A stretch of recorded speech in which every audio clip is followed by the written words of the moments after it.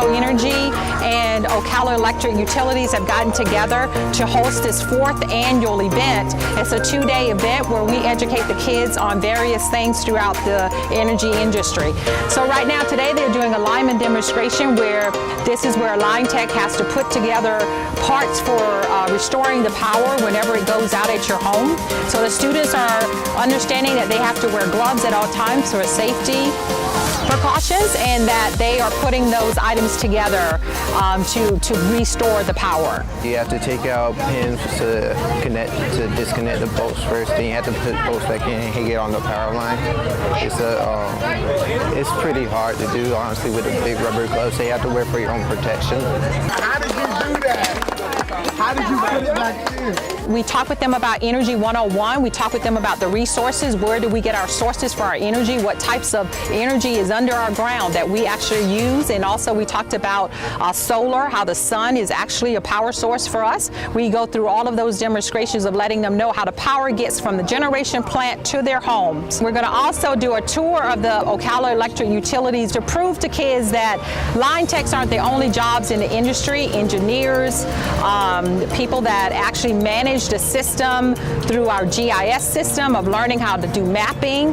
There are also call center representatives, accountants, IT, data support. So we want to make sure those kids know that there are other occupations within the industry for them to capitalize and learn more about. Part of the Youth Energy Academy includes a presentation from Forest's EMIT students, the first of 3 they'll do this summer around the state.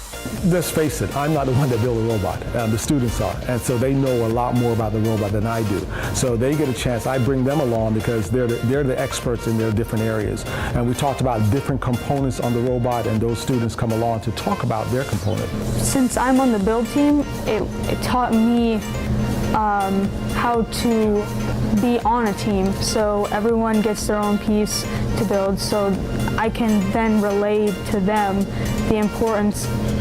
It's not just a robot.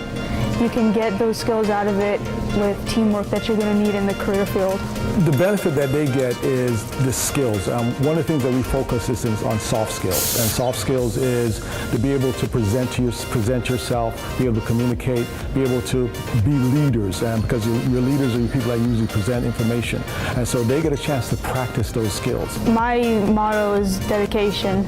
If you are dedicated to something, you're going to get so much out of it, even if you don't see it. It's always good to put yourself out there, and you can meet people. So out here, if I might have met somebody that could get me into a good college or get me a good job or a scholarship. Also, like Mr. James said, I'm getting the soft skills. So this interview right here, I'm learning how to talk to you, and I could better talk to somebody else later. And then it hones your knowledge on the actual equipment itself, because a lot of times we really know something if we can explain it. And so they also get a better enriched idea of what they're talking about.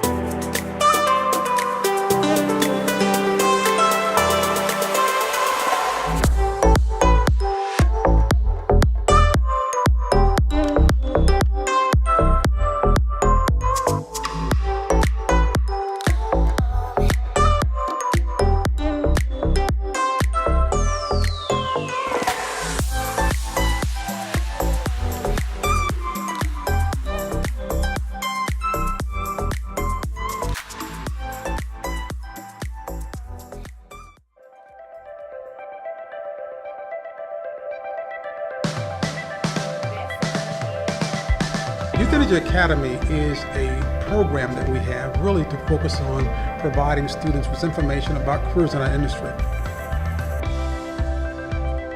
A lot of kids are not aware of the, let's say, the career opportunities, what happens between, when they come home and switch the lights on. So I'm glad to share that experience, share what we do here. At the Orlando Housing Authority, we have the Moving to Work program. And the Moving to Work program basically provides resources and job placement opportunities for these 16 properties that we oversee.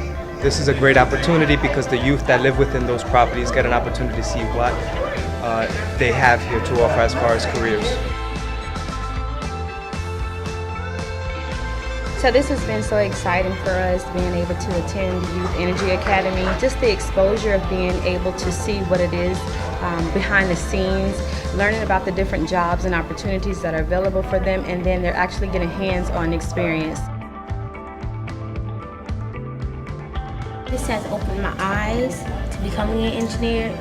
I learned more about math and science. I learned how they work and what they do.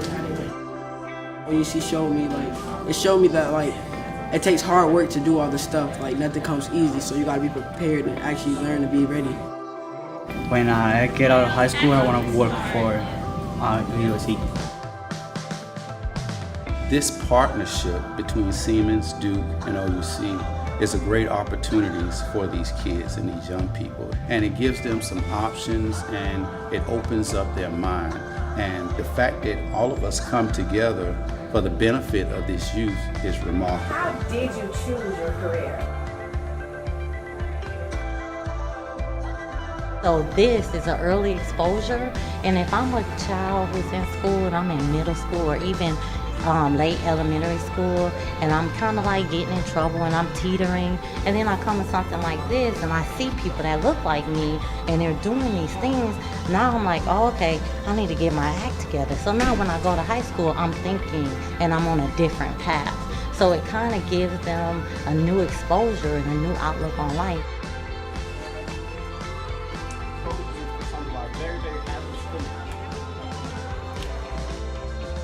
So it's not only just about energy, it's about a mentor program, it's about enlightening them on next level items in life.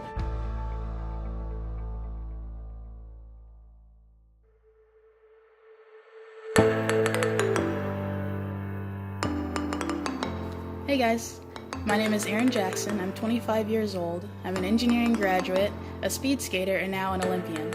I graduated a few years ago with a degree in material science and engineering from the University of Florida, but before that I went to high school right here in Ocala in the EMIT program at Forest High School. Just being a part of that program gave me so many tools and skills that came in handy when I was in college, especially as an engineering student. While I was at UF, I actually helped establish the Gator chapter of the American Association of Blacks in Energy, and I served as an executive board member in that college chapter until I graduated in 2015. After earning my degree, I decided to chase my Olympic dreams as a long track speed skater. I had been an inline skater on wheels for about 15 years, but I had a bit of a late start on the ice. Yet in January, earlier this year, I surprised myself and pretty much everyone else by earning a spot on the Olympic team. I became the first African American woman to represent Team USA as a long track speed skater. But really, I couldn't have done any of it without the help of so many people and organizations along the way. Scholarships like the one I received from the American Association of Blacks in Energy really allowed me to focus on my studies while I was in college and being able to train without worrying about finances and things like that. So I'll be grateful forever. If you're interested in following me on my journey to the next Olympic Games, you can check me out on Instagram at SpeedyJ. Enjoy your summer.